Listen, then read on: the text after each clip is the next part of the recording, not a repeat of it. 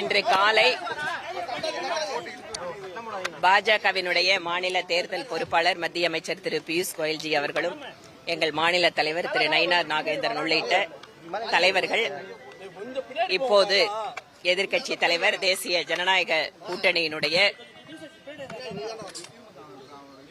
முதலமைச்சர் வேட்பாளர் திரு எடப்பாடி பழனிசாமி அவர்களை சந்திப்பதற்காக அவருடைய வீட்டிற்கு காலை உணவிற்காக எல்லாம் வந்திருக்கிறோம்.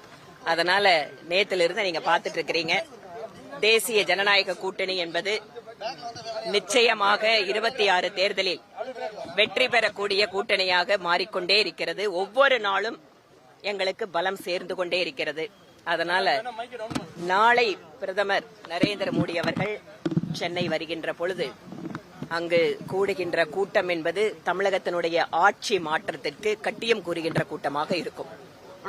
இதுக்கப்புறம் இந்த பிரேக்பாஸ்ட் முடிஞ்சதுக்கு அப்புறம் மத்திய அமைச்சர் உங்களை எல்லாரும் சந்திச்சு நிச்சயமா விஷயத்த சொல்லுவாங்க. ஓகேங்களா? நன்றி, வணக்கம்.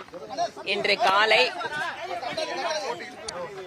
பாஜகவினுடைய மாநில தேர்தல் பொறுப்பாளர் மத்திய அமைச்சர் திரு பியூஷ் கோயல்ஜி அவர்களும் எங்கள் மாநில தலைவர் திரு நயினார் நாகேந்திரன் உள்ளிட்ட தலைவர்கள் இப்போது எதிர்க்கட்சி தலைவர் தேசிய ஜனநாயக கூட்டணியினுடைய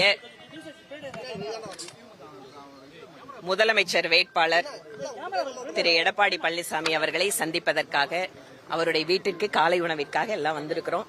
அதனால நேத்திலிருந்து நீங்க பாத்துட்டு இருக்கிறீங்க. தேசிய ஜனநாயக கூட்டணி என்பது நிச்சயமாக 26 தேர்தலில் வெற்றி பெறக்கூடிய கூட்டணியாக மாறிக்கொண்டே இருக்கிறது. ஒவ்வொரு நாளும் எங்களுக்கு பலம் சேர்ந்து கொண்டே இருக்கிறது. அதனால நாளை பிரதமர் நரேந்திர மோடி அவர்கள் சென்னை வருகின்ற பொழுது அங்கு கூடுகின்ற கூட்டம் என்பது தமிழகத்தினுடைய ஆட்சி மாற்றத்திற்கு கட்டியம் கூறுகின்ற கூட்டமாக இருக்கும். இதுக்கப்புறம் இந்த பிரேக்பாஸ்ட் முடிஞ்சதுக்கு அப்புறம் மத்திய அமைச்சர் உங்களை எல்லாரும் சந்திச்சு நிச்சயமா விஷயத்த சொல்லுவாங்க. ஓகேங்களா? நன்றி.